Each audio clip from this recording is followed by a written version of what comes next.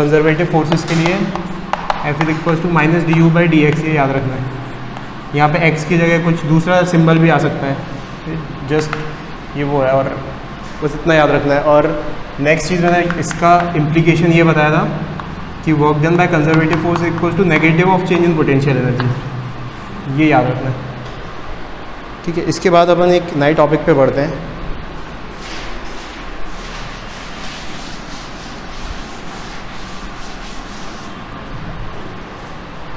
Linear equilibrium.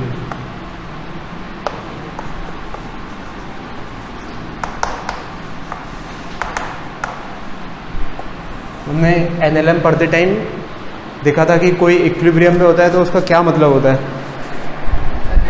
Net force zero. ठीक है, तो लीनियर इक्विलिब्रियम का मतलब कि किसी बॉडी पर नेट फोर्स ज़ीरो होना चाहिए। ये हमारी तो प्रीवियस अंडरस्टैंडिंग है, इसके आगे बढ़ेंगे अब। तो इक्विलिब्रियम एक्चुअली में 3 टाइप के होते हैं। जैसे इमेजिन करो ये एक बाउल है, यहाँ पे एक बॉल रखी हुई है, ये ऐसे इन्वर्टेड बाउल है, यहाँ पे एकदम बॉल रखी हुई है, और तीसरे इस सरफेस पे, लीनियर सरफेस पे एक बॉल रखी हुई है।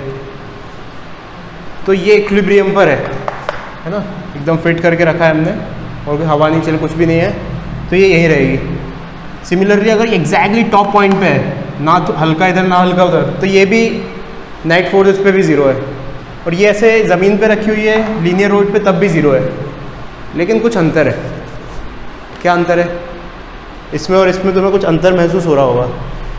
ये भी इक्विलिब्रियम पर है, ये भी इक्विलिब्रियम पर है, और ये भी इक्विलिब्रियम पर है। इसमें और इसमें ये अंतर है कि अगर हमने इसको हल्का सा डिस्प्लेस किया, ज़रा सा, फिर लौट के घूम घाम के फिर वापस वहीं आ जाएगी, अपनी इक्विलिब्रियम पोजीशन को मेंटेन कर लेगी। लेकिन अगर इसको डिस्टर्ब किया ज़रा सा, तो फिर ये इक्विलिब्रियम पोजीशन पे वापस नहीं आएगी। ये बात समझ में आ रही है? और इसको डिस्टर्ब किया तो ये इक्विलिब्रियम पोजीशन अपनी चेंज कर लेगी। तो इस डायग्राम को याद रखना है हमेशा कि अगर हमने इसको डिस्प्लेस किया हल्का सा, तो ये रिस्टोर हो जाएगी अपनी वापस इस पोजीशन पे। इधर हल्का अगर डिफ्लेक्ट किया तो वापस रिस्टोर हो जाएगी। बट अगर इसको हल्का सा डिस्प्लेस किया तो चली जाएगी इक्विलिब्रियम पोजीशन छोड़ के। और इसको डिस्प्लेस किया तो इसकी न्यू इक्विलिब्रियम पोजीशन ही शिफ्ट हो जाएगी। तो इसको बोलते हैं अपन स्टेबल इक्विलिब्रियम। ये नाम इम्पॉर्टेंट है। इसको क्या बोलेंगे फिर? ये स्टेबल है तो ये क्या? Unstable equilibrium.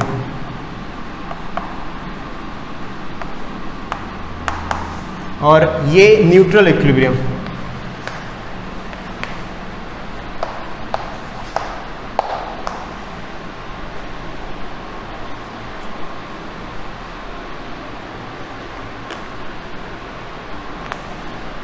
तो लीनियर इक्विलिब्रियम का मतलब है कि नेट फोर्स इज ज़ीरो। अब इक्विलिब्रियम भी 3 टाइप के हो सकते हैं। These were types of equilibrium.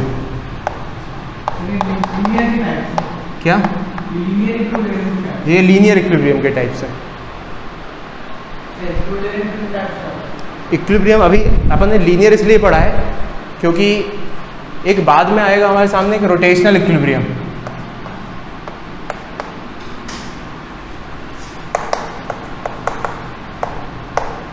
उसमें नेट फोर्स ज़ीरो होने के साथ साथ नेट टॉर्क भी ज़ीरो होना पड़ता है। ठीक है,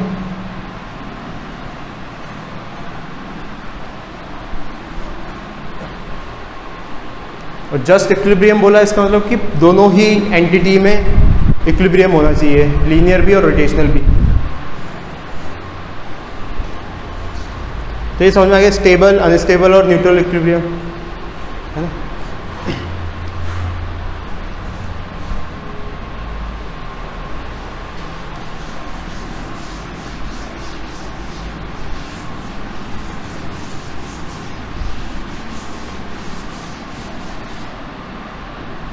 तो बताओ, लेट्स से ये एक स्प्रिंग है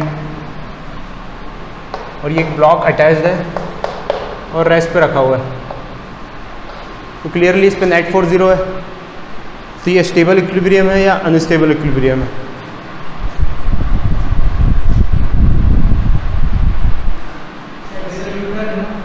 स्टेबल क्यों? सर क्योंकि स्प्रिंग पर है।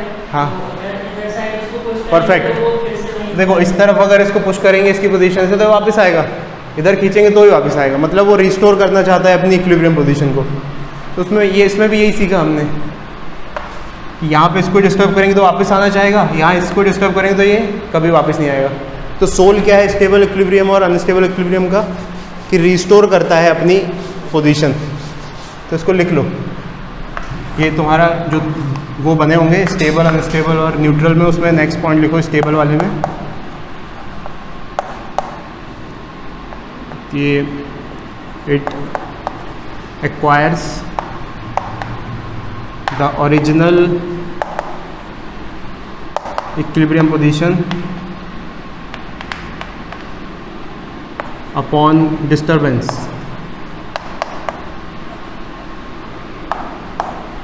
और ये it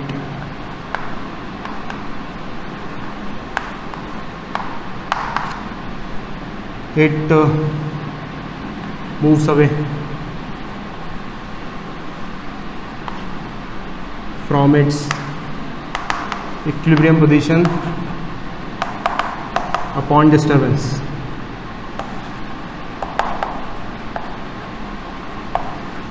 और न्यूट्रल में it changes its equilibrium position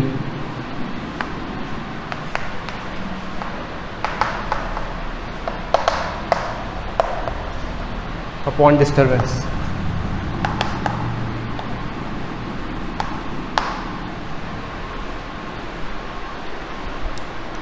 तो ये तो जस्ट थ्योरेटिकल बात है, मैथमेटिकल ट्रीटमेंट देखना है इसको मेनली। हमें हमारे सामने इक्वेशन वगैरह लिखी रहेंगी, फिर पूछेंगे बताओ स्टेबल है या अनस्टेबल है, वो देखना है हमें।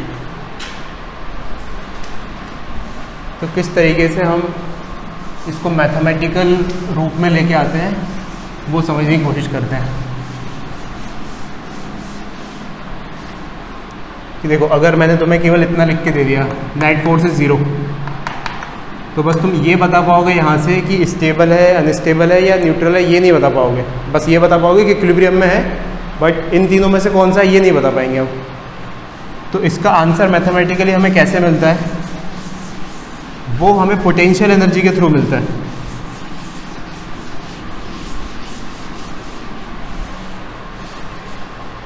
तो मैथमेटिकली देखो, इसको पहले अपन मैथमेटिकली समझते हैं, फिर उसका मतलब समझेंगे कि कैसे आ गया वो। तो कंजर्वेटिव फोर्स के लिए ही ग्रेविटी, लेट्स से ग्रेविटी या स्प्रिंग, कंजर्वेटिव फोर्सेस के लिए इक्विलिब्रियम होगा हमारे ज़्यादातर केसेस में। तो force of conservative is nothing but -du/dx। अब अगर इक्विलिब्रियम में तो ये वाली चीज़ 0 है, ये बात समझ में आ रही है? तो दिस इज 0 फॉर इक्विलिब्रियम। तो इसका मतलब du/dx मस्ट बी 0। ये वाली चीज़ 0 होनी चाहिए, क्यों? क्योंकि ये 0 है, तो ये 0 होनी चाहिए। अब इसका मतलब क्या है? इसका मतलब है कि differentiation of potential energy with respect to x is 0। मतलब u वर्सेस x का अगर ग्राफ बनाएंगे,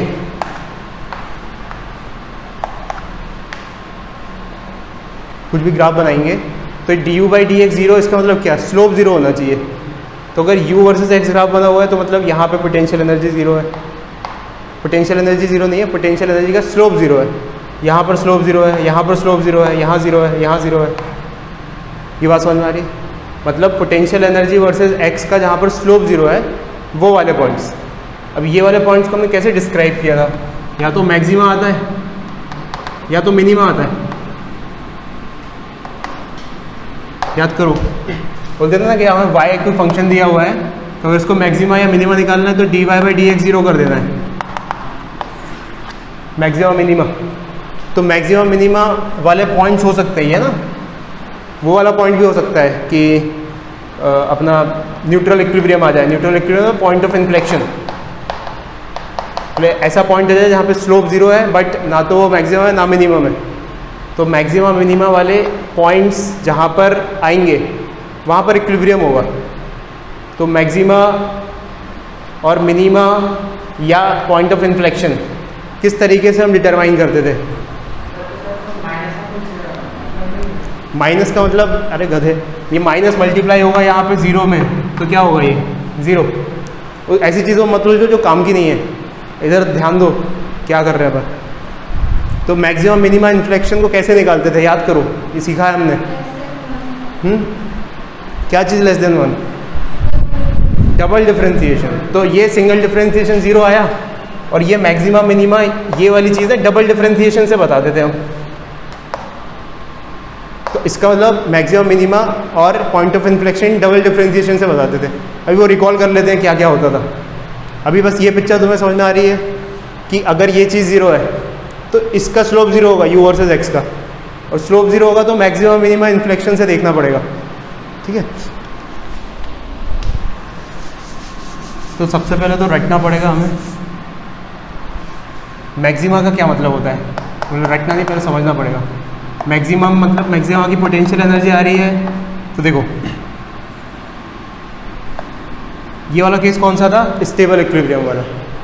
अब अगर हमने इसके आसपास वाले पॉइंट्स को कंसीडर किया तो जिस पॉइंट पर ये मौजूद है उस पॉइंट पर पोटेंशियल एनर्जी कम है ना। मतलब कि अगर इसको थोड़ा सा डिस्प्लेस करेंगे तो पोटेंशियल एनर्जी बढ़ जाएगी। मतलब ये वाला पॉइंट मिनिमा वाला पॉइंट है। ये बात समझ में आ रही है? तो minima corresponds to stable equilibrium. अब इसको देखो, सेकेंड वाले को, इसको अगर हल्का सा डिस्प्लेस किया तो पोटेंशियल एनर्जी कम हो जाएगी। तो ये मैक्सिमा वाला पॉइंट है, पोटेंशियल एनर्जी इस पॉइंट पे मैक्सिमम है। तो maxima corresponds to unstable equilibrium. ठीक है, और ये वाला पॉइंट तीसरा न्यूट्रल इक्विलिब्रियम वाला, इसको डिस्प्लेस करेंगे तो क्या हो रहा है? वही रहेगा, है ना मैक्सिमा है ना मिनिमा है। तो ये पॉइंट ऑफ इन्फ्लेक्शन में न्यूट्रल इक्विलिब्रियम। ये समझ में आ रहा है? तो अब हमें रट लेना है ये कि अगर पोटेंशियल एनर्जी मैक्सिमम है, ये मैं चार्ट बना रहा हूँ, इसको अपन को रटना है कि अगर F 0 है तब तो इक्विलिब्रियम होगा। ठीक है, उसके बाद फिर 3 पॉसिबिलिटीज़ हैं। या तो मैक्सिमा हो सकता है, किसका मैक्सिमा? पोटेंशियल एनर्जी का मैक्सिमा। या फिर मिनिमा हो सकता है पोटेंशियल एनर्जी का, या फिर इन्फ्लेक्शन हो सकता है पोटेंशियल एनर्जी का।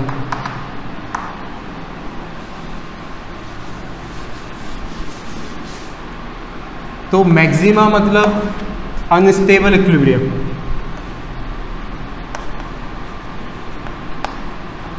मिनिमा मतलब स्टेबल इक्विलिब्रियम, और इन्फ्लेक्शन मतलब न्यूट्रल इक्विलिब्रियम।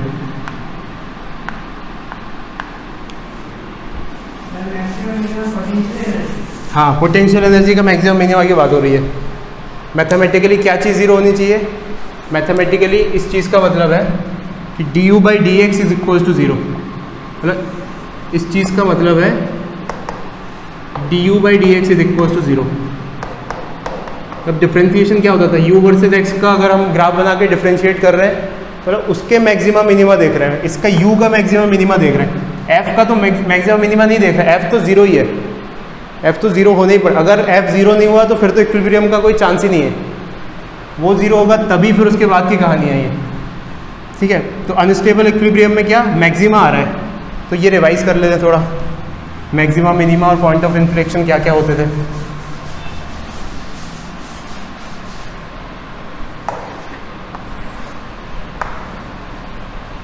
ठीक है, मान लो ये y वर्सेस x का ग्राफ था, तो क्लियरली कुछ पॉइंट जहाँ पे स्लोप 0 होगा ये सब है। ठीक है, यहाँ 0 नहीं है, मान लो एक ऐसा पॉइंट बना दें तो इन्फ्लेक्शन पॉइंट आ जाए, ये यहाँ भी स्लोप 0 है। तो क्लियरली ये मैक्सिमम वाले पॉइंट है, ये मिनिमा वाले पॉइंट है, और ये इन्फ्लेक्शन वाला पॉइंट है। तो मैथमेटिकली d²y/dx² ग्रेटर देन 0, ये क्या होता था? जिसको श्योर है वही बताना, पक्का किसको पता है? D square x by d double differentiation greater than zero किसके लिए होता था, मैक्सिमम मिनिमा या पॉइंट ऑफ इन्फ्लेक्शन?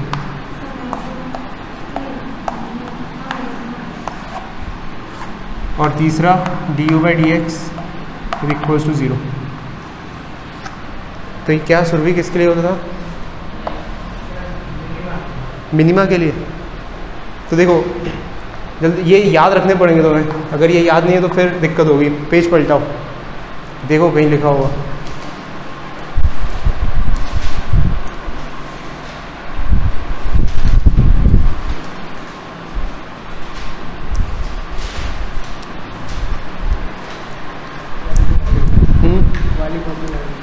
हाँ, किसी कॉपी में लिखा है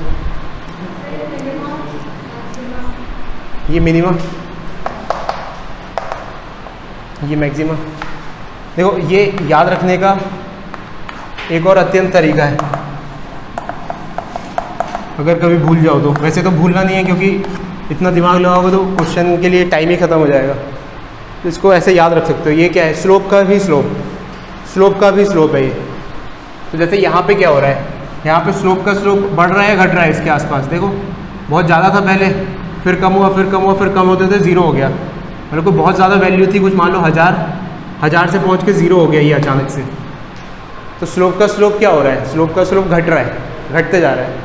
स्लोप का स्लोप घट रहा है मतलब मैक्सिमा ये होगा जब ये नेगेटिव होगा। स्लोप का स्लोप घट रहा है मतलब डबल डेरिवेटिव की वैल्यू नेगेटिव है। इसको ऐसे याद रख सकते हो। और स्लोप का स्लोप देखो यहाँ पे बढ़ रहा है।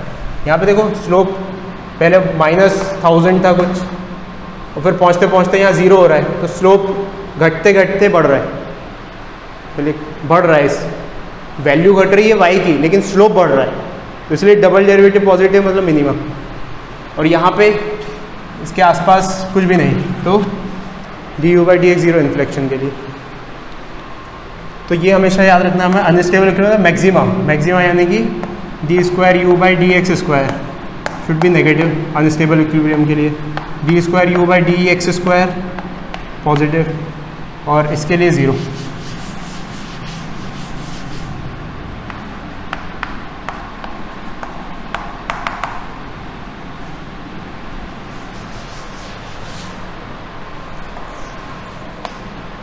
इसको समझते हुए दिमाग में ये पिक्चर आनी चाहिए।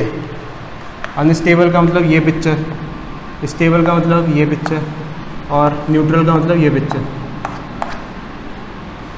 ये पूरा पूरा एकदम जस्टिफाइड है। ये टूल्स हमें याद है, तो इतना ही याद रखना है सब कुछ।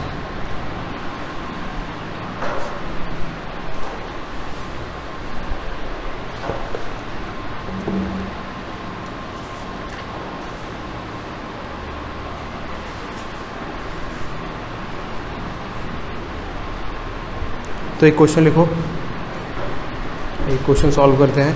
The potential energy of a conservative force field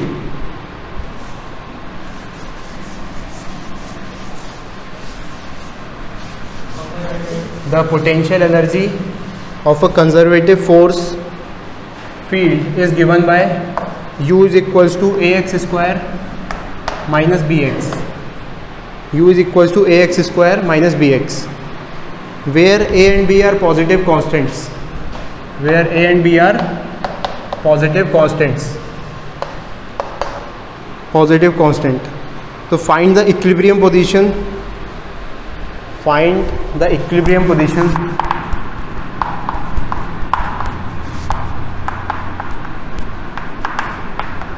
and type of equilibrium. Equilibrium position बताओ, और टाइप ऑफ इक्विलिब्रियम कौन से टाइप का है ये भी बताओ। स्टेबल है, अनस्टेबल है या न्यूट्रल है।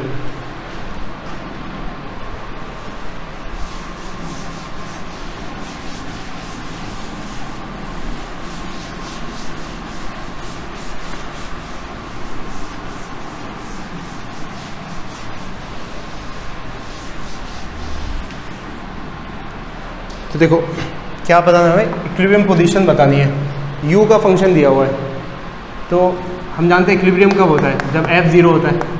f is what, D u by d x. तो तो u का फंक्शन उसको डिफ्रेंशिएट कर दो, तो डिफ्रेंशिएट किया तो 2ax minus b is equals to 0। तो यहाँ से x की वैल्यू आ गई, x is equals to b/2a। b को उस तरफ लेके गए, 2a नीचे गया अपॉन में b/2a। तो x is equals to b/2a, ये इक्विलिब्रियम पोजीशन है, this is the equilibrium position. इस वैल्यू ऑफ x पर इक्विलिब्रियम पर आ रहा होगा, मतलब ये x एक्सिस पे जहाँ पर x की वैल्यू b/2a के बराबर होगी वहाँ पे इक्विलिब्रियम पोजीशन है, ठीक है। अब सेकंड बताना है हमें कि ये स्टेबल है, अनस्टेबल है या न्यूट्रल है। तो स्टेबल, अनस्टेबल और न्यूट्रल के लिए हमें डबल डेरिवेटिव का सहायता लेनी पड़ती है। तो ये तो हमें पता है du/dx 0 है, दिस इज एक्चुअली du/dx, लेकिन हमें du/dx को एक बार फिर डिफ्रेंशिएट करना है। तो d²u/dx², मतलब इसको फिर से डिफ्रेंशिएट करना है, ये जो लिखा हुआ है। तो इसको फिर से डिफ्रेंशिएट करेंगे तो 2a बचेगा बस, b तो कांस्टेंट है तो 0 हो जाएगा। तो ये हो रहा है 2a, और क्वेश्चन में दिया हुआ a पॉजिटिव है, a पॉजिटिव है तो 2a भी पॉजिटिव होगा, मतलब ये वाली वैल्यू पॉजिटिव है, डबल डेरिवेटिव पॉजिटिव है। तो क्या बन के आएगा, स्टेबल, अनस्टेबल या न्यूट्रल? स्टेबल है ना। देखो उसमें अपनी लिस्ट में देखो, डबल डेरिवेटिव पॉजिटिव होता है तो क्या होता है, मिनिमा होता है ना, तो स्टेबल।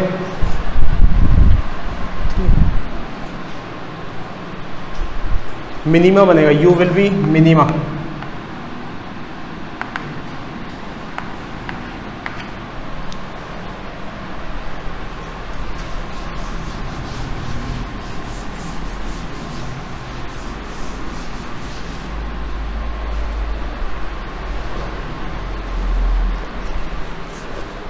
अब एक और देखो, बहुत ध्यान से देखना इसको।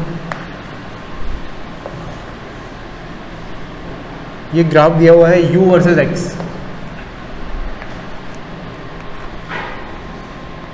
और कुछ पॉइंट्स मार्क्ड हैं इसमें।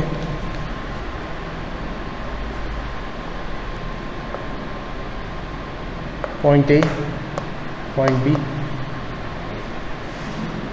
पॉइंट C, पॉइंट D और point E।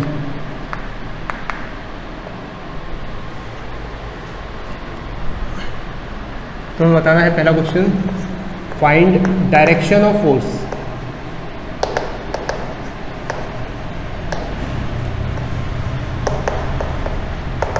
Eight points A, B, C, D, E।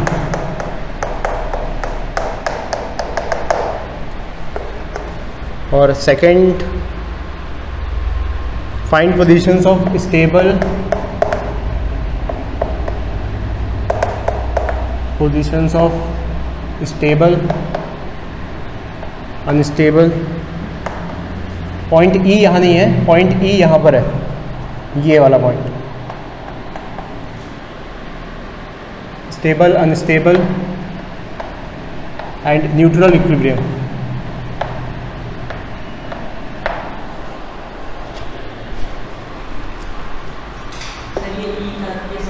हाँ, करके टॉप मोस्ट पॉइंट है, मतलब वो बॉटम मोस्ट पॉइंट है, मिनिमा वाला है वो।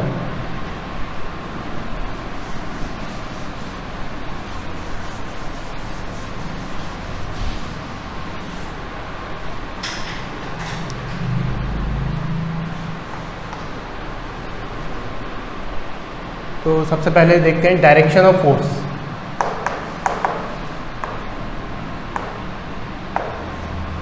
A पर, B पर, C, D और E पर। देखो A पर फोर्स कितना है? 0 है क्या? नहीं है 0। क्यों नहीं है 0? क्योंकि ये U0 है यहाँ पर, ये F वर्सेस X ग्राफ थोड़ी है, ये तो U वर्सेस X ग्राफ है। हम क्या चाहते हैं? हम चाहते हैं फोर्स को देखना कि कैसा है फोर्स। तो force is equals to minus du/dx। इसका मतलब negative of slope, du/dx is slope of this curve. तो नेगेटिव ऑफ स्लोप हमें फोर्स का डायरेक्शन देगा, पॉजिटिव, नेगेटिव या 0।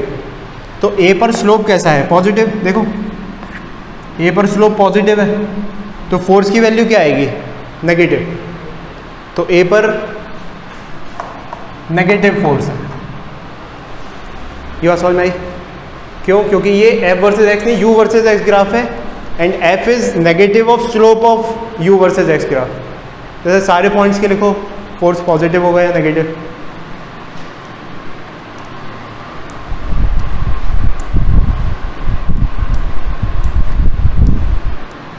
तो बी पर भी क्या स्लोप पॉजिटिव है and force is what? Negative of slope, तो ये नेगेटिव। सी पर स्लोप नेगेटिव है, देखो ये ऐसे नीचे जा रहा है, नेगेटिव है, तो नेगेटिव मतलब फोर्स पॉजिटिव आ जाएगा। डी पर स्लोप नेगेटिव है, पॉजिटिव नेगेटिव स्लोप तुम पहचानना जानते हो ना, तो डी पर स्लोप नेगेटिव है तो ये क्या? पॉजिटिव। और ई पर स्लोप ज़ीरो है, तो अब ज़ीरो का तो कुछ ज़ीरो आएगा जब यहाँ पर, तो ज़ीरो ही हो जाएगा, minus zero is zero itself. तो यहाँ पे फोर्स ज़ीरो है, इसका कोई डायरेक्शन नहीं है।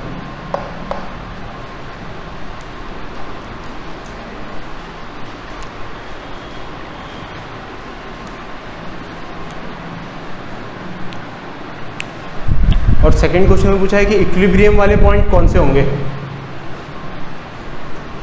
और बताना है कि इक्विलिब्रियम में भी स्टेबल, अनस्टेबल और न्यूट्रल क्या होगा। तो इक्विलिब्रियम कब होता है? जब फोर्स ज़ीरो होता है।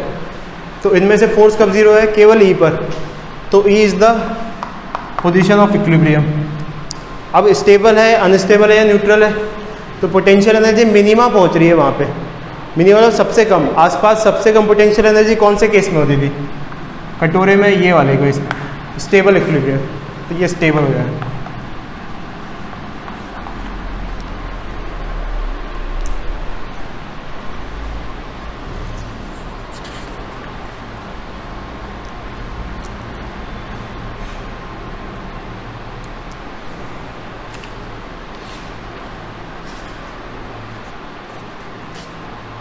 तो ये समझ में आ गया स्टेबल, अनस्टेबल और न्यूट्रल वाला। तो तुम्हें एक्सरसाइज 9.4 करनी है आज ही। दिस इज बेस्ड ऑन मात्र 4 क्वेश्चन है, 5 क्वेश्चन है मात्र।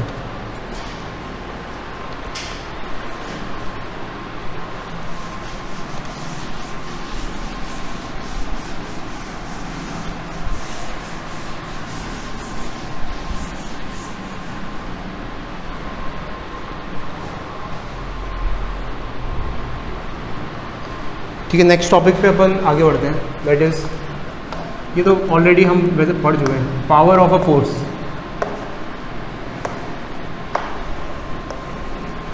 फोर्स की वजह से पावर कैसे डिफाइन करते हैं, किसी को याद है? पावर,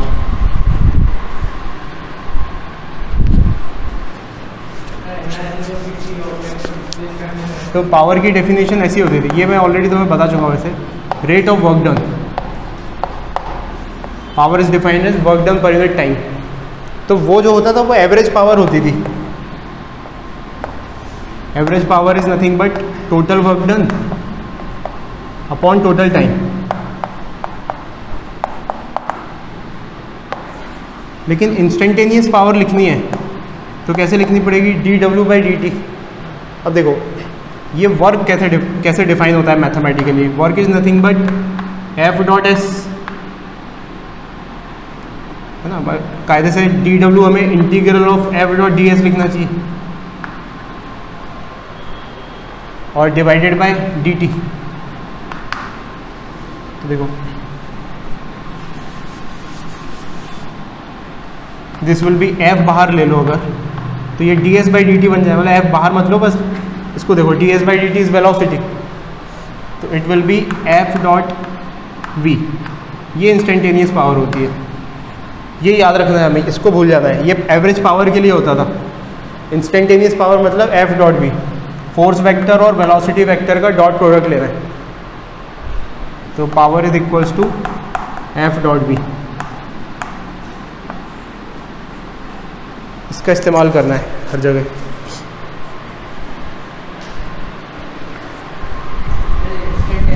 इंस्टेंटेनियस पावर, वर्क जैसे इंस्टेंटेनियस नहीं होता, वर्क एक डिस्प्लेसमेंट में डिफाइन होता है। बट पावर, वेलोसिटी, ये सब इंस्टेंटेनियस होते हैं।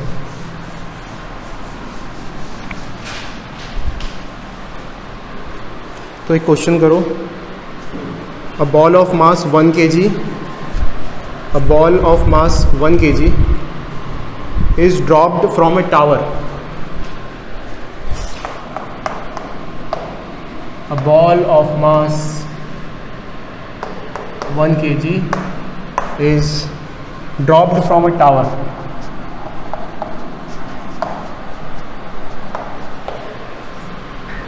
Is dropped from a tower. So find power of gravitational force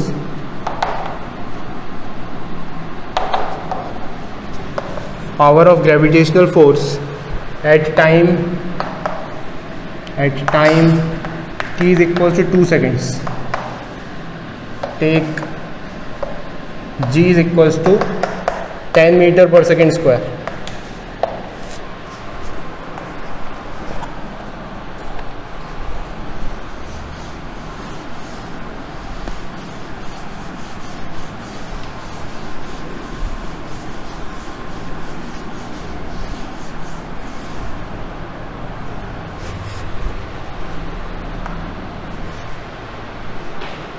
तो क्या बोल रहा है कि अब बॉल इज ड्रॉप्ड, गिर रही है बॉल, है ना,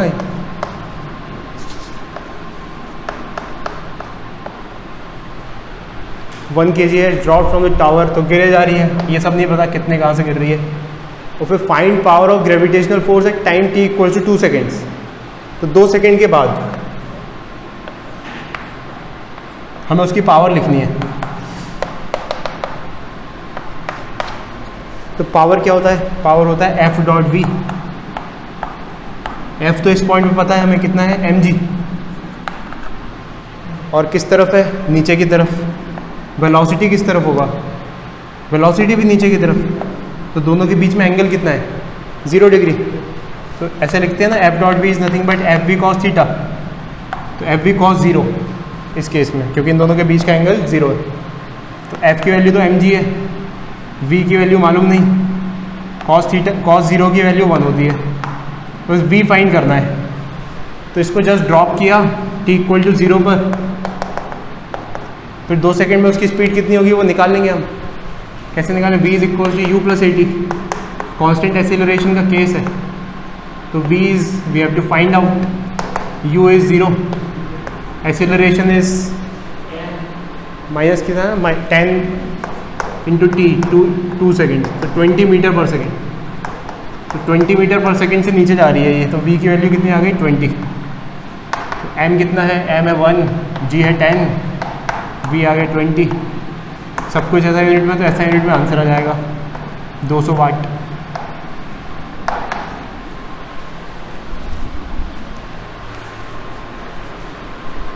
F डॉट वी याद रखना है, प्लस आएगा कि माइनस आएगा, प्लस आएगा, क्योंकि F भी उसी डायरेक्शन में जिस डायरेक्शन में V है।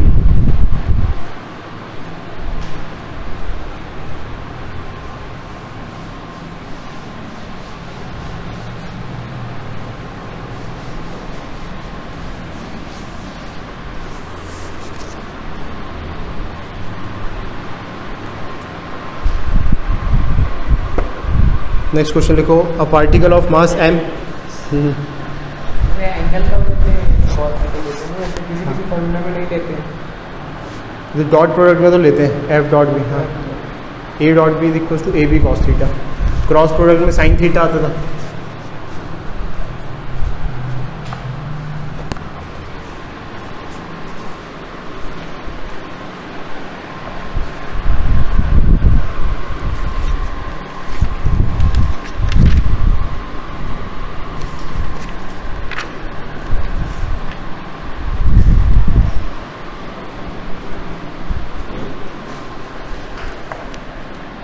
देखो क्वेश्चन लिखो, next, a particle of mass m is lying on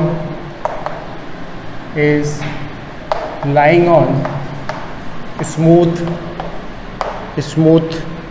horizontal table,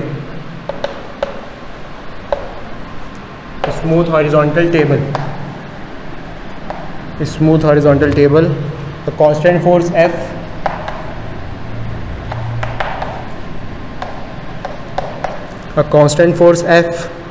tangential to the surface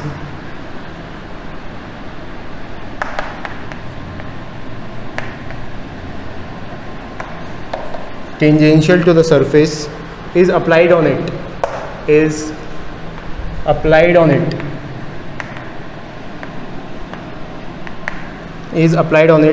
So find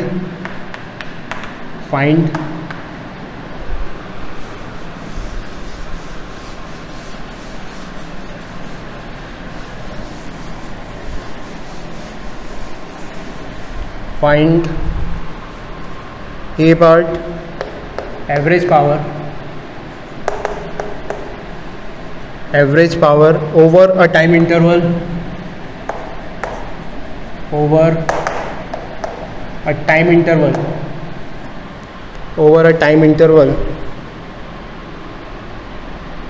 from t is equals to 0 to t is equals to t seconds, and B part, instantaneous power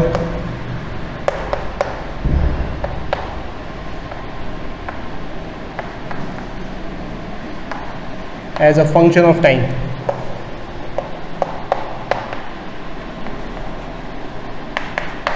Instantaneous power as function of time. Function of time का मतलब कि उसकी equation find करनी है t के terms में, power की equation find करनी है t के टर्म्स में.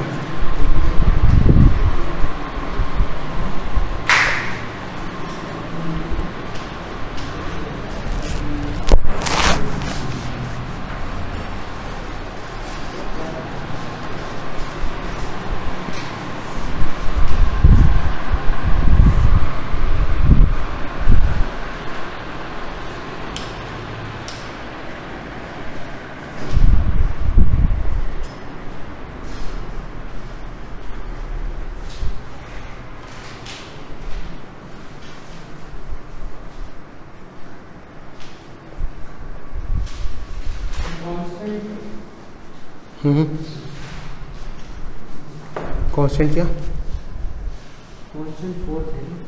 कांस्टेंट फोर्स है, फोर्स कांस्टेंट. हॉरिजॉन्टल ऐसा, हॉरिजॉन्टल ऐसा, हाँ. वर्टिकल होता है ऐसा.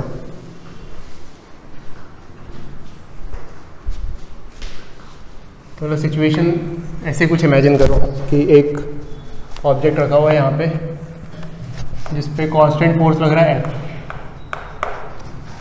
ठीक है, तो हमें बताना है average power t equal to 0 से लेके t equal to t seconds तक. इसमें इमेजिन करके कुछ कर नहीं पाएंगे हम, पूरा मैथमेटिकल क्वेश्चन है. तो एकदम मैथमेटिकली सोचते हैं कि एवरेज पावर क्या होती है. पहले में वो क्या पूछ रहा है, पहले वो पूछ रहा है वो average power over the time interval t equal to 0 से t equal to t seconds तक.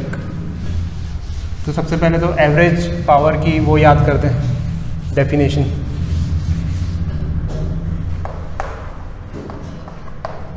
Average power is total work done divided by total time. Total work done किसी तरीके से निकालेंगे, टोटल टाइम तो पता ही है t माइनस 0 है ना. टोटल वर्क डन निकालने के लिए हमें तो बस f की वैल्यू दी हुई है. वी नो जस्ट f के अलावा कुछ नहीं पता. तो f के टर्म्स में ये कैसे लिखें इसको सोचते हैं ज़रा, और t पता है बस. देखना ये गिवन है कि f की वैल्यू कांस्टेंट है इस सवाल में, f इज़ कांस्टेंट. तो हम ऐसे लिख सकते हैं work is equals to force into displacement. लेकिन ये डिस्प्लेसमेंट नहीं पता हमें. तो देखो अगर फोर्स कांस्टेंट है तो एक्सीलरेशन भी कांस्टेंट होगा. एक्सीलरेशन फोर्स बाय मास, तो एक्सीलरेशन भी कांस्टेंट होगा, है ना. अब एक्सीलरेशन अगर कांस्टेंट है तो इसका क्या मतलब है? इसका मतलब है कि dv by dt is constant. ठीक है, तो अगर हमें किसी तरीके से टाइम के टर्म्स में उसकी वेलोसिटी निकल के आ जाए तो हम वर्क को क्या लिख सकते हैं? Work is nothing but change in kinetic energy half mv square. शुरुआत में रेस्ट से शुरू हो रहा है, जैसे मान लो t इक्वल टू 0 पर उसकी स्पीड 0 है, तो अगर हमें ये v मिल जाए किसी तरीके से तो आंसर आ जाएगा। तो v equals to u plus at। देखना ये u तो 0 है, a क्या है यहाँ पर f बाई m और ये t, तो velocity is f by m into T. और एवरेज पावर में हम ये वर्क लग सकते हैं यहाँ पे हाफ mv स्क्वायर, तो वर्क तो ये जब तुम खुद से करोगे ना तभी तुम्हें सेंस बनेगा इसका। मैथमेटिकल क्वेश्चन को कुछ एक्सप्लेन किया ही नहीं जा सकता है। तो half mv square upon t, v क्या है, v is f by m into t. कैसे आ गया ये at से, v is equals to u plus at से। वो क्यों लिख पाए वो इक्वेशन हम, क्योंकि a कांस्टेंट है, a कांस्टेंट है तभी तो वो 3 इक्वेशंस यूज़ कर सकते हैं। तो बस उठा के रख दिया यहाँ पे, हाफ m v की जगह रख दिया f square upon m square t square और अपॉन में टी। तो एक m से एक m कट गया, एक t से एक t कट गया, तो it will be f square T upon 2m। ये आ गया, ये एवरेज पावर आया, एवरेज पावर हमने किया। एवरेज पावर में बस तुम तो इतना सोचो, बस ये किया हमने, average power is equals to work done per unit time. Work को हाफ mv स्क्वायर लिख सकते हैं वर्क एनर्जी थ्योरम से। v कैसे निकाल दिया, v is equals to u plus at से, तो एवरेज पावर आ गया। This is answer of first, पहले का आंसर है।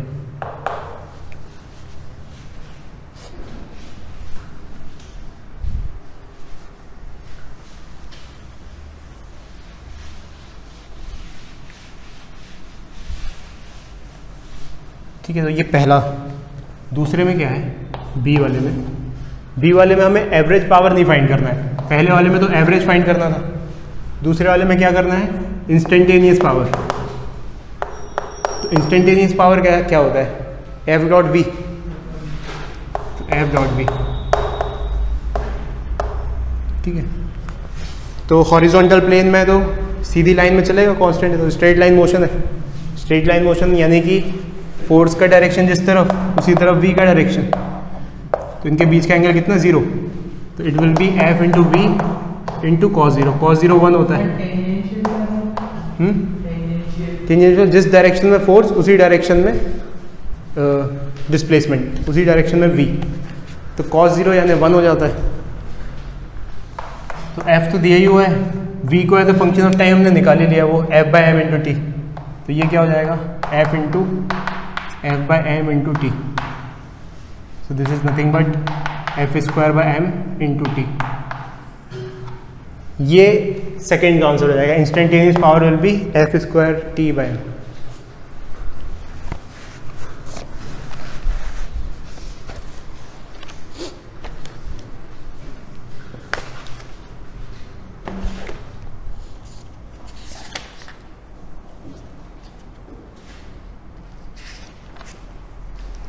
और ये समझ में आया, और स्ट्रेस देने वाला क्या पॉइंट है, बस 2 पॉइंट है। क्लास को समराइज करते हैं। आज की क्लास से क्या सीखे हम, एक तो 3 टाइप के इक्विलिब्रियम, स्टेबल, अनस्टेबल और न्यूट्रल। ये सब लिखने की जरूरत नहीं है, ये सब लिख चुके हैं। तो स्टेबल इक्विलिब्रियम में क्या याद रखना है, एकदम टू द पॉइंट। अल्टीमेट चीज़ क्या याद रखनी है, अल्टीमेट चीज़ याद रखनी है कि डबल डिफरेंशिएशन, बस हल्का फुल्का ये f का मत कर देना कभी, u का करना है। तो दिस मस्ट भी क्या करना चाहिए, ग्रेटर देन 0 स्टेबल के लिए। अनस्टेबल के लिए D square you by d x square less than 0 और इसके लिए 0। पहले पार्ट में हमने ये पढ़ा। दूसरे पार्ट में पावर के 2 फॉर्मूले सीखे कि average power is total work done upon total time, but instantaneous power is f dot v. और ये क्वेश्चन किया देखो, इसमें इंस्टेंटेनियस पावर का फंक्शन कुछ और आया है, एवरेज का कुछ और आया है, तो अलग अलग चीज़ें हैं दोनों। तो इसके बेसिस पे 9.4 तो तुमने करनी ही है इसके लिए, और 9.5 भी करनी है अभी। 9.5 इसमें भी 3 क्वेश्चंस हैं।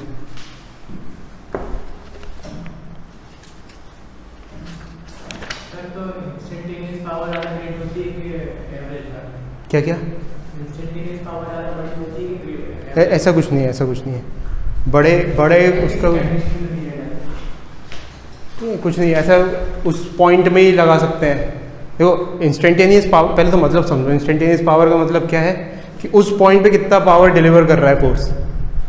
ठीक है, मतलब जैसे मान लो तुम गाड़ी चला रहे हो, कार चला रहे हो, तो कार चलाते टाइम बहुत, मान लो हाईवे पे चला रहे हो 100 की स्पीड पे, तो उस टाइम ऐसा तो नहीं फ्यूल हर पॉइंट पे एक्सीलरेटर दबा के रखते हो, कभी छोड़ भी देते हो, तो फोर्स बहुत ज़्यादा नहीं लग रहा है, कार का इंजन ज़्यादा फोर्स नहीं लगा रहा है, तब भी चले जा रही है बहुत तेज़ी से गाड़ी, तो कम फोर्स में भी ज़्यादा पावर डिलीवर हो रही है।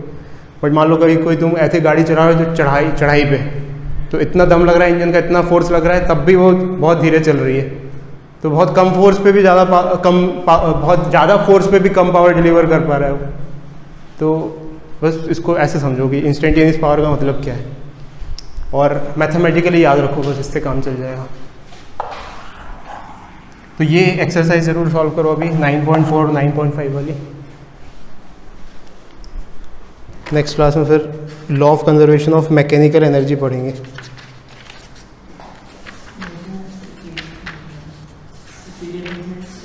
ये क्वेश्चन ज़रूर सॉल्व करना, नहीं तो सब एवेपोरेट हो जाएगा। ये अब अपन 11th के उस पॉइंट पे पहुंच चुके हैं जब फिजिक्स मैथ्स बन चुका है।